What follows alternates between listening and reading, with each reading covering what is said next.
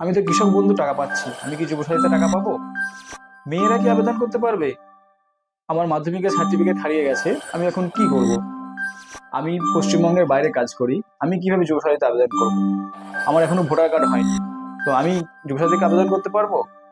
আমি মাধ্যমিকে ফেল করেছিলাম, আমি কি যুব সহায়তা আবেদন করতে পারবো? আগের ভিডিওটি আমাদের প্রথম ইউটিউব ভিডিও ছিল, সেখানে খুব ভালো রেসপন্স এসেছে এবং অনেকেই আমাদের এই সমস্ত প্রশ্নগুলো করেছেন। তো আজকে আমাদের এই ভিডিওতে আপনাদের সমস্ত প্রশ্নের উত্তরগুলো আমরা ঠিকঠাক করে দিয়ে থাকবো। আপনাদের যদি যুবসাথী সম্পর্কিত অন্যান্য কোনো বিষয় জানা থাকে অবশ্যই কমেন্টে জানান, আমরা রিপ্লাই দেব। এছাড়া ডকুমেন্ট সংক্রান্ত আপডেট ও বিভিন্ন সরকারি প্রকল্পগুলির আপডেট সবার আগে পেতে আমাদের চ্যানেলটিকে অবশ্যই সাবস্ক্রাইব করে রাখুন। তো আপনাদের প্রথম প্রশ্ন ছিল, মেয়েরা কি আবেদন করতে পারবে? অবশ্যই, এই ক্ষেত্রে ছেলে মেয়ে প্রত্যেকেই যুবসাথীতে আবেদন করতে পারবেন। আপনারা অনেকে জানতে চাইছিলেন যে আমি মাধ্যমিকে ফেল করেছি, আমি কি যুবসাথীতে আবেদন করতে পারবো? না, আপনার শিক্ষাগত যোগ্যতা অবশ্যই মাধ্যমিক পাস কিংবা তার বেশি থাকতে হবে। তো অনেকেই জানতে চাইছিলেন যে আমার মাধ্যমিকের সার্টিফিকেট খুঁজে পাচ্ছি না, আমি কিভাবে যুব সহায়তা আবেদন করব? তো সেক্ষেত্রে আপনারা উচ্চ মাধ্যমিকের সার্টিফিকেট কিংবা আপনারা অন্যান্য হায়ার এডুকেশনের সার্টিফিকেট দিয়ে যুব সহায়তা আবেদন করতে পারেন। আপনাদের পরবর্তী প্রশ্ন ছিল যে আমরা কৃষক বন্ধু টাকা পাচ্ছি, সেক্ষেত্রে আমরা কি যুব সহায়তা আবেদন করতে পারবো? হ্যাঁ, পারবেন। যেহেতু কৃষক বন্ধু কোনো মাসিক ভাতা নয়, তো সেই ক্ষেত্রে আপনারা যুব সহায়তা অবশ্যই আবেদন করতে পারবেন। তো আপনারা অনেকেই জানতে চেয়েছেন যে আমরা বাইরে থাকি, আমরা কিভাবে ডকুমেন্টস গুলো জমা করব। তো সেই ক্ষেত্রে আপনারা আপনাদের গার্জেনকে দিয়ে ডকুমেন্টস গুলো অফিসে জমা করাতে পারেন।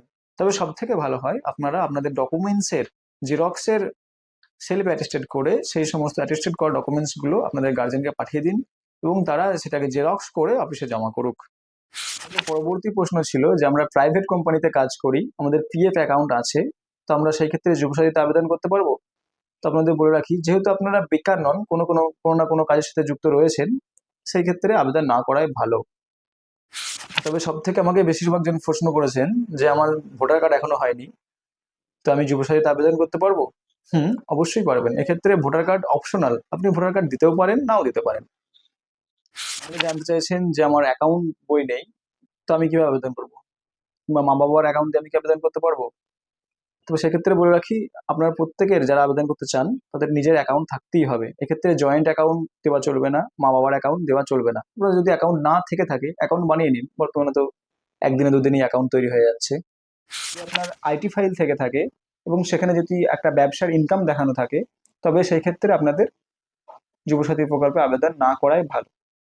তো আপনারা অনেকেই আমাদের হোয়াটসঅ্যাপে মেসেজ করেছেন এবং অফিস নম্বরে ফোন করেছেন, জানতে চেয়েছেন যুবসাথী অনলাইন আবেদন করা যাবে কিনা। তো আপনাদের বলে রাখি, যুবসাথী বর্তমানে অনলাইনের আবেদন কোনো সিস্টেম নেই, এখন আপনাদের অফলাইনেই ফর্ম জমা করতে হবে। তবে পরবর্তীকালে যদি অনলাইন আবেদনের সিস্টেম এসে থাকে, আমরা অবশ্যই এই চ্যানেলের মাধ্যমে আপনাদের আপডেট দিয়ে দেবো। তো এই ধরনের আপডেট সবার আগে পেতে আমাদের চ্যানেলটিকে অবশ্যই সাবস্ক্রাইব করে রাখুন এবং ভিডিওটি ভালো লাগলে লাইক করুন এবং ইনফরমেটিভ লাগলে অবশ্যই আপনার শেয়ার করুন।